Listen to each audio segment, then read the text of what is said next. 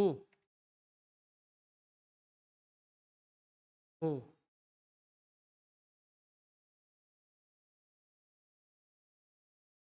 Ranking होता है NIRF, बोले तो नेशनल इंस्टीट्यूशनल रैंकिंग फ्रेमवर्क। क्या है NIRF?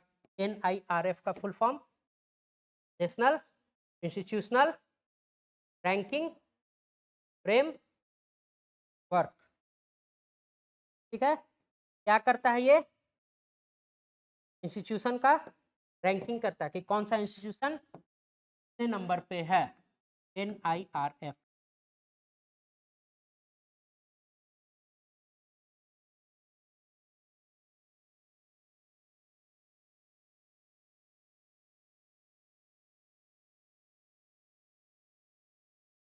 कुछ कुछ इसका पैरामीटर होता है जिसपे वो चेक करता है कि क्या कौन सा रैंकिंग इस पे है। 6 टाइम कंजिक्यूटिव ईयर, मतलब लगातार छठे बार किस इंस्टीट्यूशन ने टॉप किया?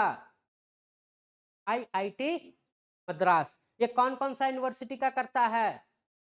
Central university and state university. किसका किसका करता है? Central university and state university. 10 है, 10 का नाम पूरा जानने का जरूरत नहीं है, कुछ कुछ जान सकते हैं, जैसे JNU है ना, IIT मद्रास। स्टेट यूनिवर्सिटी में जैसे रांची वगैरह यूनिवर्सिटी नहीं है तो आप लिख सकते हैं जैसे अन्ना यूनिवर्सिटी, जाधवपुर यूनिवर्सिटी, सावित्री भाई फुले यूनिवर्सिटी, कलकत्ता यूनिवर्सिटी। इस टाइप का यूनिवर्सिटी टॉप रैंक पे है। अपना झारखंड का कोई नहीं है। अगर JPSC वाले हैं तो ये सब आप लिख सकते हैं कि क्या डेवलपमेंट हुआ। तो आप लिख सकते हैं कि टॉप यूनिवर्सिटीज में झारखंड का कोई यूनिवर्सिटी नहीं है। स्टेट यूनिवर्सिटीज में झारखंड का कोई स्टेट टॉप यूनिवर्सिटी नहीं है। अपने को अन्ना यूनिवर्सिटी का मॉडल को अपनाना चाहिए, जाधवपुर यूनिवर्सिटी के मॉडल को अपनाना चाहिए, ये सब लिख सकते हैं आप।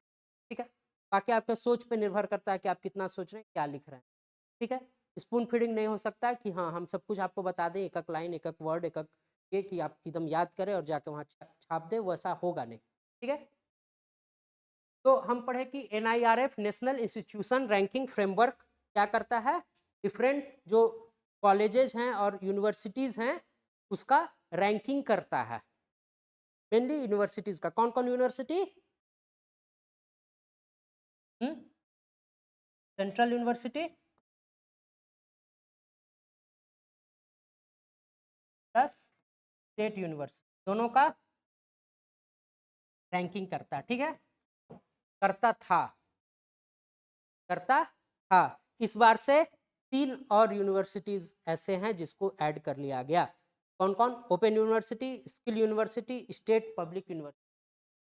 ओपन यूनिवर्सिटी कौन कौन को ऐड कर लिया गया? ओपन यूनिवर्सिटी जैसे इग्नू। इग्नू क्या है? खुला विश्वविद्यालय, ओपन यूनिवर्सिटी। ठीक,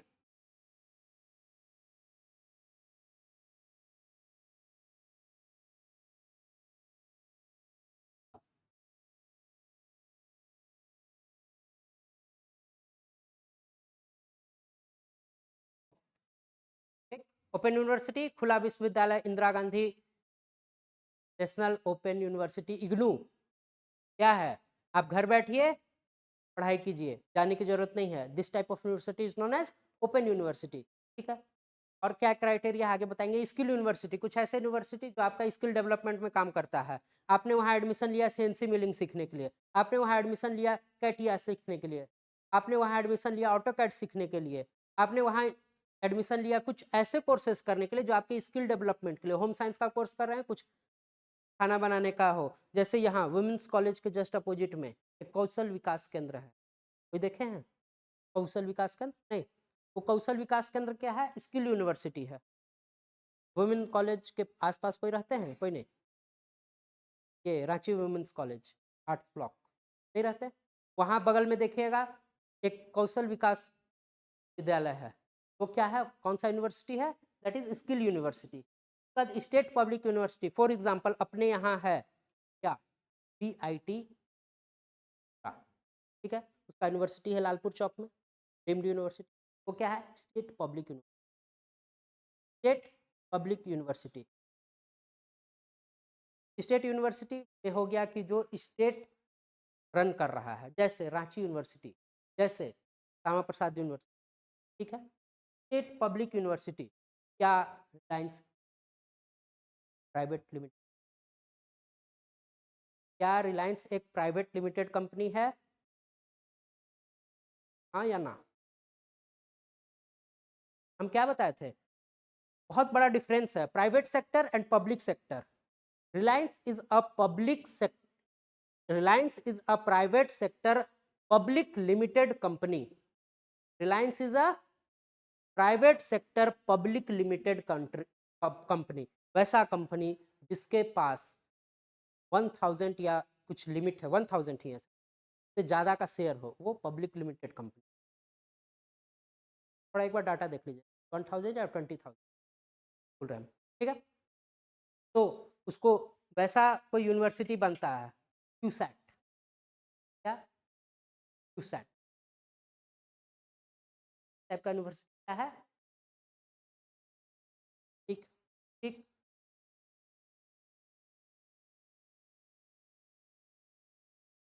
क्या स्टेट पब्लिक यूनिवर्सिटी, इस बार का रिपोर्ट है, कारण इसको ऐड किया गया है।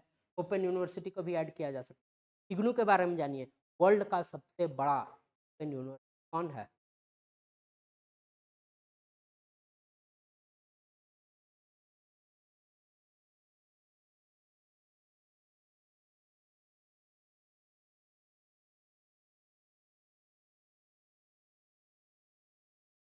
आदमी था तेलंगाना का, वो पिकॉक करी बना रहा था। क्या पिकॉक करी? यूट्यूब में वीडियो डाल दिया, अरेस्ट हो गया, ठीक है। तो अपने को जानना है कि क्या पिकॉक करी बन सकता है या नहीं, क्यों? नेशनल बर्ड है, तो ये अपने देश के इंटीग्रिटी को हार्म पहुंचाता है। पिकॉक करी बना रहे हैं, पिकॉक नेशनल एनिमल है, तो अपने देश के इंटीग्रिटी को हार्म पहुंचाता है। पिकॉक के बारे में अठरंगी लोग होते हैं ना, पिकॉक करी, ठीक है। इंडिया का नेशनल स्पोर्ट कौन है? National sport, national game, national sport कुछ भी क्या का? हॉकी है?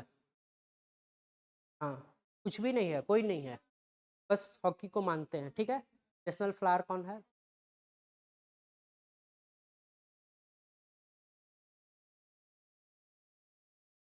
ठीक है। नेशनल एनिमल कौन है? नेशनल बर्ड कौन है? कब मिला इसको? कब कब बना national bird? 1953, national bird of India कौन है? पीकॉक।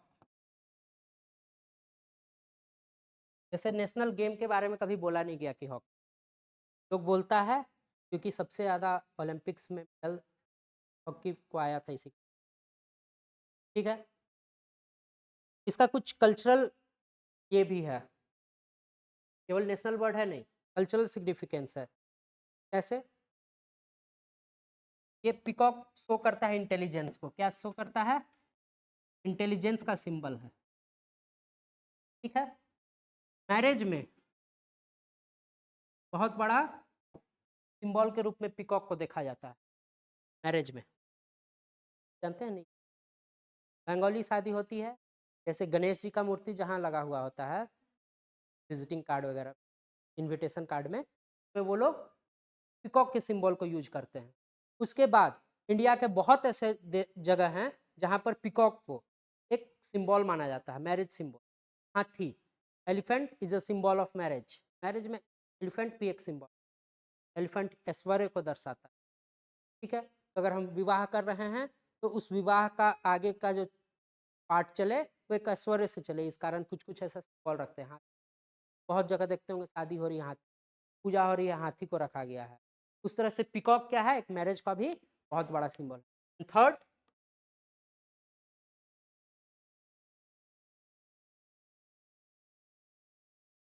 कृष्ण, कृष्ण जिससे डायरेक्ट रिलेट करते हैं पिकॉक को, मोर पंख वगैरह। उसके बाद मयूर हो गए, गणेश जी के जो भाई कार्तिकेय उनका रथ। तो हम एक तरीका से देखते हैं तो बहुत कल्चरल सिग्निफिकेंस है पिकॉक का। उसके बाद सेकेंड थिंग, ये अपना नेशनल बर्ड है, तो इसके लिए कोई भी हार्म होता है तो कार्रवाई होगी। Wild life protection act 1962 protect करता है पिकॉक को। कौन? Wild life act 92। ठीक है। आईयूसीएन स्टेटस, आईयूसीएन स्टेटस जानते हैं क्या? कोई भी जंतु है, जीव है, उसका क्या स्टेटस है, वो विलुप्त हो रहा है कि क्या हो रहा, ये हम बताएंगे किसी दिन, बढ़िया टाइम मिलेगा ना, आईयूसीएन स्टेटस के बारे में बताएंगे। लिस्ट कॉन्सर्न के मतलब है काम भर पिकॉक है, क्रिटिकल नहीं है, विलुप्त प्रजाति काम भर पिकॉक है। पिकॉक मेल होता है या फीमेल?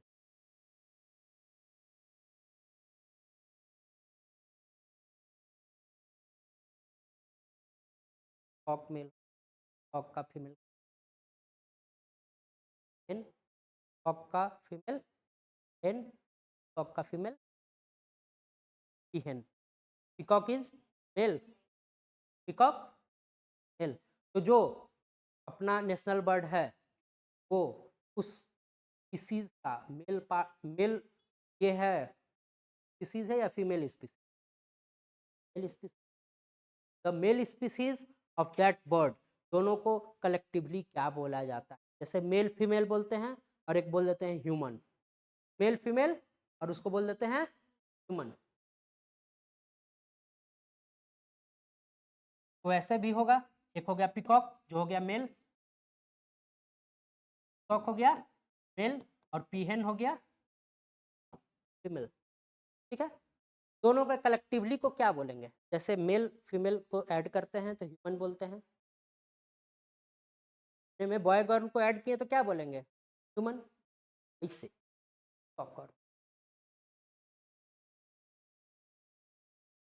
क्या बोलेंगे? पूरे फैमिली को दर्शाना है तो क्या बोलेंगे हम?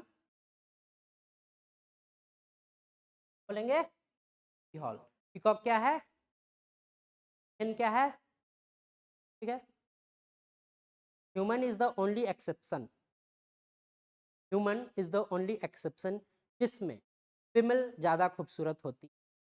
बाकी किसी भी स्पीसीज को आप देखिएगा तो male is more attractive, peacock ज़्यादा अट्रैक्टिव, पिहन कम अट्रैक्टिव, पिहन के उतने बड़े बड़े पंख नहीं।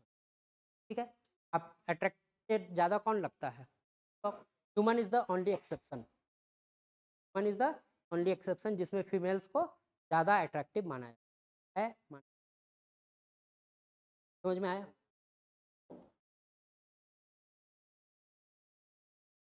कारण कोई दोस्त ले जाए, चलो पिकॉक करी बनाए हैं, आज उपवास है। ठीक। आइए, सेबी क्या है? सेबी क्या है? सेबी क्या है? सेबी क्या है?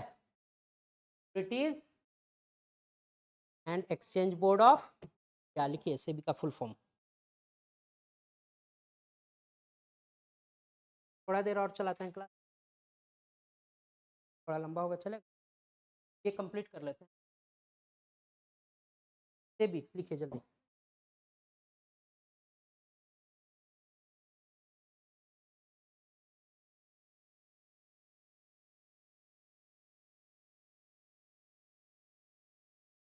ऑफ बॉडी, कौन सा एक्ट?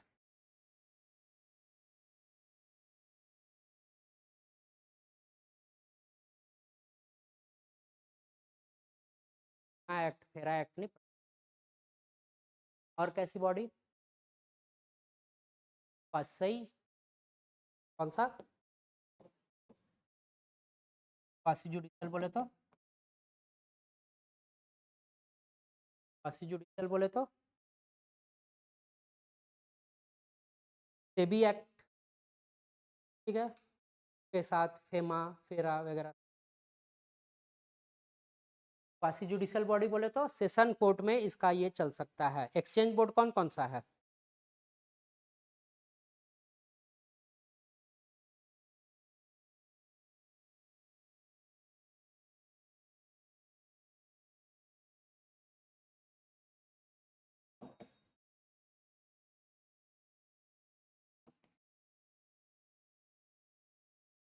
Legal backing.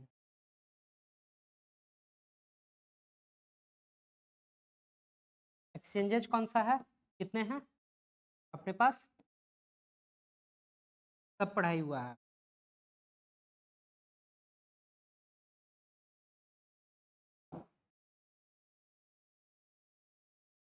एक्स बोले तो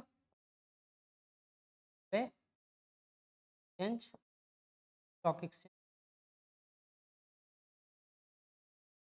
एंड ये बोले तो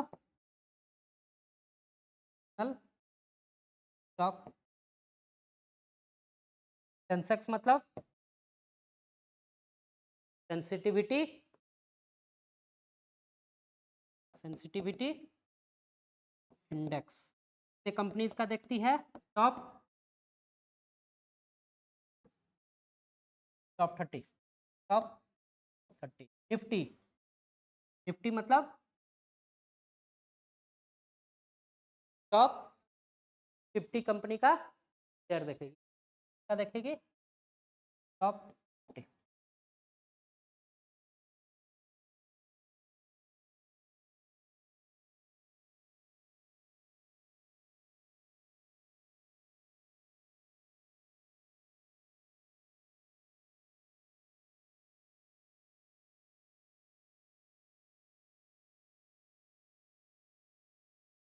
का फुल फॉर्म इंडेक्स फॉर 50 का फुल फॉर्म सेंसेक्स। सेंसेक्स कौन जारी करती है? Bombay stock exchange. निफ्टी कौन जारी करती है? नेशनल स्टॉक एक्सचेंज, ठीक है। सेंसेक्स कितने कंपनीज का देखा जाता है? टॉप 30 कंपनीज का। Nifty top 50। समझ में आया? पढ़ाए थे, गाइज हो गया, हुआ होगा ही। आगे और कुछ लिखो। कैसी body? Statutory body, SEBI act 1992, legal backing, FEMA act, फेरा एक्ट वगैरह। सेबी का खुद का भी एक्ट है। क्वासाई जुडिशियल बॉडी, क्या होता है क्वासाई जुडिशियल बॉडी बताइए, क्या नाम है? क्या क्वासाई?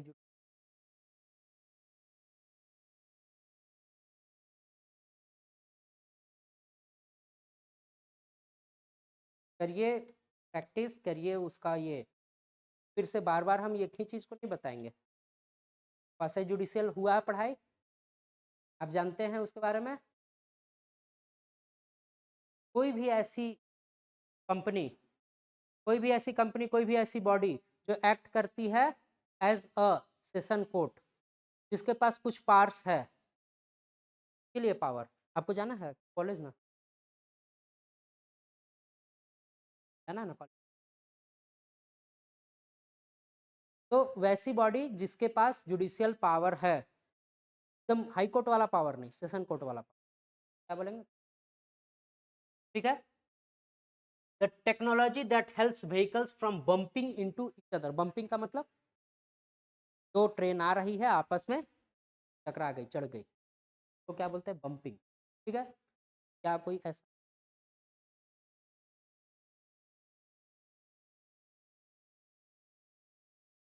है? कौन सा? कौन सा? हाँ बोल देते हैं, कुछ ना कुछ तो होगा ही। आ जाएगा, हाँ बोलेंगे तो दिक्कत है फिर।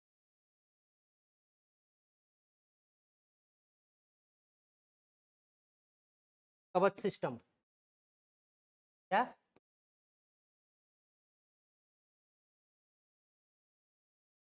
कवच क्या है? इंडियन रेलवे का क्या है? कवच सिस्टम। कवच सिस्टम क्या करता है? जैसे ये थोड़ा ब्लर इमेज है, समझ में आ जाए तो ठीक। दिख रहा है थोड़ा बड़ा भी। एक ट्रेन इधर से आ रही है, एक ट्रेन इधर से आ रही है। कोलाइड कब करती है? जब वो सेम ट्रैक पे हो।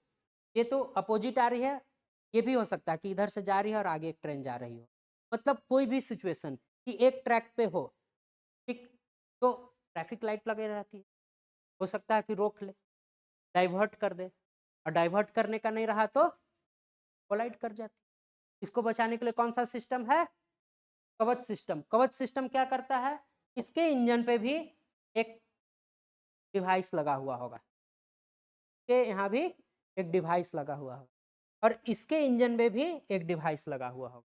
सिर्फ इंजन में नहीं, के बैक एंड में भी, ट्रेन के जो सबसे लास्ट पार्ट है उस पे भी एक सिस्टम लगा हुआ होगा।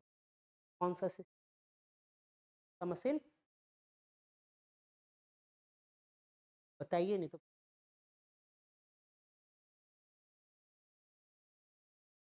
कौन सा टेक्नोलॉजी? GPS technology. कौन सा टेक्नोलॉजी? GPS technology. ठीक, तो जीपीएस टेक्नोलॉजी क्या करती है? हैं? क्या? कौन बोला जीपीएस?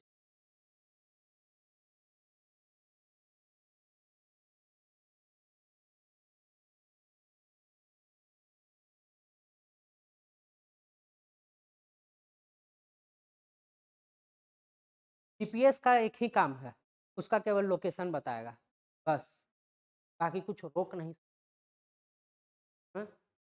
कवच सिस्टम में लगा है RFID टेक्नोलॉजी। दिमाग में अच्छे से सेट कीजिए, कल आएगा कवच सिस्टम तो फिर याद आएगा जीपीएस। तो ऑप्शन में जीपीएस भी रहेगा, मारिएगा, आ जाइएगा कि हाँ बहुत बढ़िया एग्जाम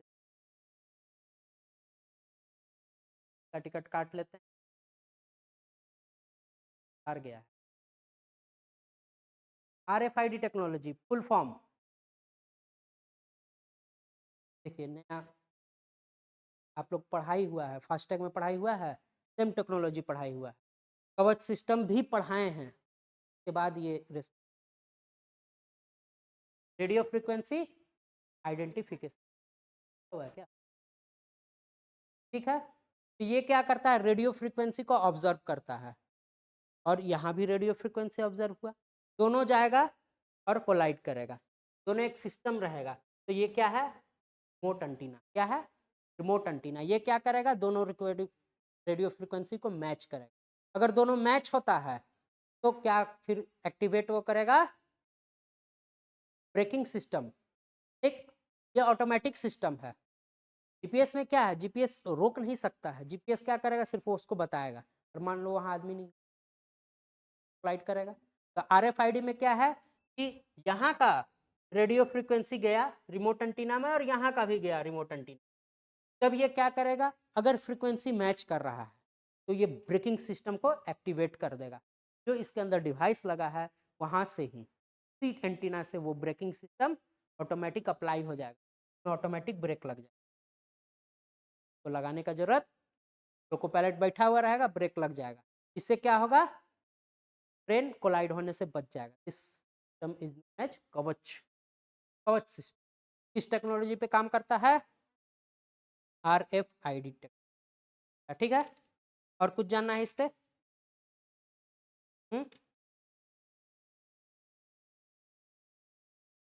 ठीक,